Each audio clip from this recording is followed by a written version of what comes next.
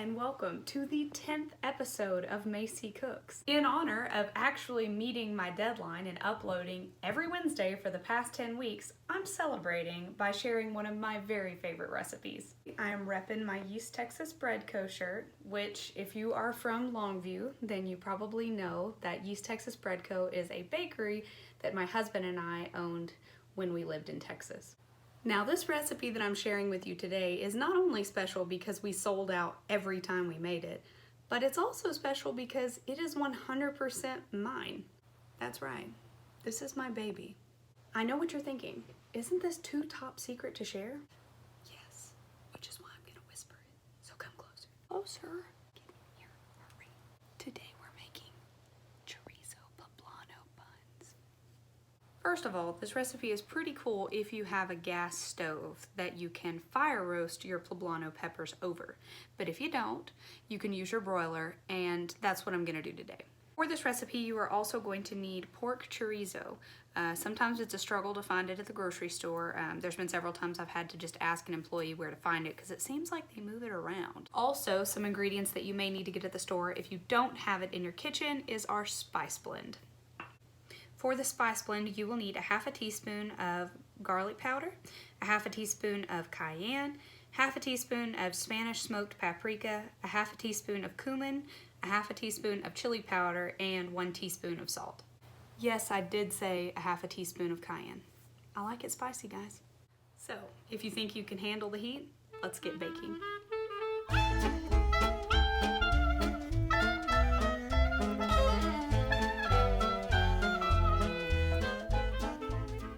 Now the first thing that you're going to want to do is get the poblano peppers roasting. So go ahead and preheat your oven to either 450 on bake, or if you have the broil option, broil at 500. You do not need to prepare these poblanos in any special way because ultimately what you're going to do is use tongs to rotate them as they roast. We want to get the outside of the pepper nice and charred. If you wouldn't mind, just try to hold off judging how unattractive raw chorizo is in a skillet, okay? We know, but it doesn't matter. Go ahead and break up the chorizo as much as you can, keeping in mind that this whole process is going to get easier as it starts to cook. Right before we start the dough, we're going to go ahead and check the peppers. I want to show you what it looks like when they start charring. Go ahead and flip them over and do the other side. We're going to let them get a lot blacker than this, but I've noticed that it helps if you're just rotating constantly to make sure that they're evenly charred all over. Okay, while the chorizo is cooking, let's take 1/4 cup of warm water, and to that, pour in 2 tablespoons of melted butter. So altogether, this mixture is warm but not hot. To that butter and water mixture, I have added 1 tablespoon of granulated sugar, and I'm also going to add 2 1/4 teaspoon or 1 packet of instant yeast. Go ahead and set that to the side, and let's let it start getting yeasty. Next, we are going to bring in our flour. In this bowl, we have 2 cups of all-purpose flour, and to that we are going to add our spice blend. So there's different types of chorizo. I have seen beef chorizo as well as pork chorizo in the form that I purchased, which is uncooked and uncased. However, if you're at a specialty grocery store or perhaps like a mercado, you might find the cured chorizo, which you can slice and eat right away. Once your chorizo has reached this stage, we are going to transfer it over to a bowl to cool.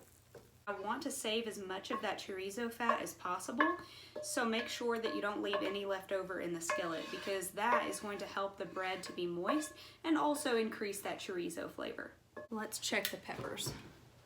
Okay, they are starting to blacken up and they're getting even softer and more squishy, but they're not quite there yet, and we want to rotate them again. It's helpful to have tongs for this, and I'm sure you can see why it would be easier if I had an open flame, plus production value. I went ahead and just mixed around those spices a bit, and once the chorizo has cooled, you can go ahead and add that to the flour mixture. It does not have to have the yeast in it already. Just make sure, like I said, to get all of that chorizo fat into the bowl. So, funny story, when we started East Texas Bread Co. and came up with this recipe, we were so new to the whole process, and we're really learning everything that it meant to be compliant to cottage law, which if you're a home cook and you sell at a farmer's market or out of your home, then you're familiar with cottage law. Basically, it states that you can't serve anything that has meat in it. So, once we found that out, we had to convert this recipe and found a way to kind of skirt that. So if you're one of my friends who tries to avoid eating meat but still wants the flavor, I can hook you up with that. All right, giving another rotation. They are really starting to get there. They're black. Some of the areas are actually starting to flake off. They're releasing some moisture. Our yeast mixture is ready. We're gonna add that. Our beautiful, not fire roasted poblanos are all finished up.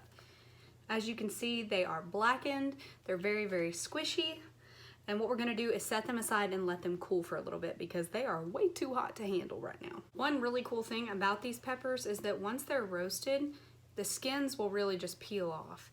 And once they're cooled down enough to handle, you can actually just hold them over a bag and rub your thumb across the top and all of those skins will peel off. You wanna make sure once they're cool enough to handle that you remove the seeds from the inside. Once you have the majority of the seeds and the skin removed, you're just going to take your knife and dice that up. They don't have to be completely uniform pieces. They're going to be baked in, and to be honest, I kind of like mine to be a little more chunky. Once you have it diced up, just go ahead and add that. Now you are just going to use your hand, get in there, and mix it all up. As always, if you notice that your mixture is not coming together quite like you expected, feel free to add up to 1/4 cup extra of water. Like we've discussed in the past, when you're measuring in cups, there's the tendency for it to be slightly different. Once you've achieved a homogeneous mixture, you're going to actually do your kneading in the bowl. Honestly, this is an extremely messy dough, and I've found that it just makes cleanup a lot easier to knead it in the bowl. Unlike many of our doughs in the past, this is not going to be particularly smooth once kneaded. It's still going to be fairly sticky. I mean, you can see it's not coming off on my hands, but it's not exactly like a taut, smooth ball. It's still going to be pretty craggy and pretty sticky. You're gonna add it back to the bowl, cover it with a hand towel, and let it rise for about an hour. It's been an hour, the dough has risen. You're gonna notice that not only is it larger, but it's actually gonna be a little bit darker in color. For the next step, I will tell you it's easier if you have a scale. If you don't, you can just kind of eyeball it like you do with the dinner rolls or anything else that you're portioning out. However, I prefer to use the scale, and I'd go for 2.2 ounces. I start by going ahead and just kind of doing a rough separation on it. Then I break off pieces and just go to measure. After you do the first couple, you'll kind of get an idea of what 2.2 ounces looks like. This is 2.2 ounces, so it's about the size of your palm. Anytime that I'm working on our flavored buns, like for instance the Chorizo Poblano buns, I think about this one particular night before the farmer's market when we had a D&D meetup with our friends.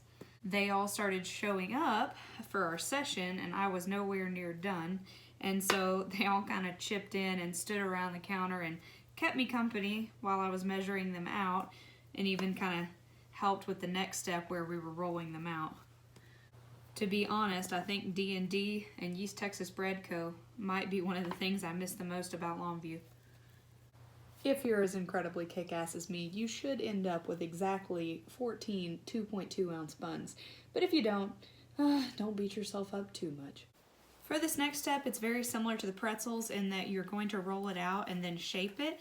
You're not going for quite as long of a rope. You're going for about 7 to 8 inches long.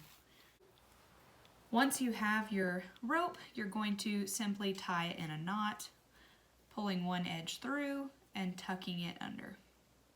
Now listen, this part can be kind of stressful, okay, because the dough is kind of sticky. Don't fret too much if you can't get the shape exactly right, okay? It took me a long time to be able to do this. So if you want to just cook it like a dinner roll, I bet you it'd be just fine. But if you're with me and want to keep trying, we're just going to roll it out into a cylinder.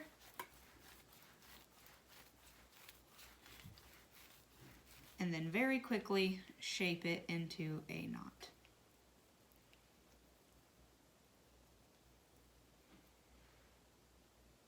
Another cool suggestion about this is if you don't want to shape them individually, you don't have to. I also have this recipe for an andouille sausage braid that has honey and cilantro and apricots in it, and I braid it into a long loaf or even into like a wreath-shaped loaf and give it out at Thanksgiving and Christmas. But I'm kind of thinking that the Chorizo Poblano buns would be excellent for that as well. Or, heck, I bet they'd be good if you did it like dinner rolls. If you shaped them like that and put them inside of like a buttered baking dish and let them rise and then bake in that pan, that'd be pretty delicious too. Also, something to keep in mind that is totally up to you is whether you decide you want to egg wash these or not. Some people enjoy them to have that crisp crack on the outside, which an egg wash would give it. For me personally, I like them to be a little more soft and pull apart, so I don't egg wash these. Also, you can decide to add cheese to the top. Now, we never sold them with cheese at the farmer's market because that's also not compliant with cottage law. However, for my friends, what I would normally do is shred up some pepper jack cheese and put that on top and bake it and then eat it like a breakfast kolache. Now that you have them all shaped, we're going to cover them up with a hand towel and let them rise for about 20 minutes near the warm stove. Interesting little side note, I don't think I've ever mentioned to you why it is that I prep all my spices ahead of time. Now, aside from the fact that it makes everything easier to have everything measured out so you can just dump it in, it's also not a good idea to be in the habit of sprinkling spices directly from the jar over food. Now, with doughs and things that aren't letting off steam, it's not as big of a deal. However, if you've noticed that some of your spices are stuck in the bottom of the jar, it might be because you were sprinkling it over a soup or a sauce that was steaming. The humidity can get inside the jar and it actually causes those spices to dry out. We have let them rise for 20 minutes. We are going to uncover them, place them in a 375-degree oven for about 20 minutes. It's been 20 minutes and I wish you could smell the heat in this kitchen right now. From the poblanos, from that spice blend, and from the chorizo, it is smelling spicy.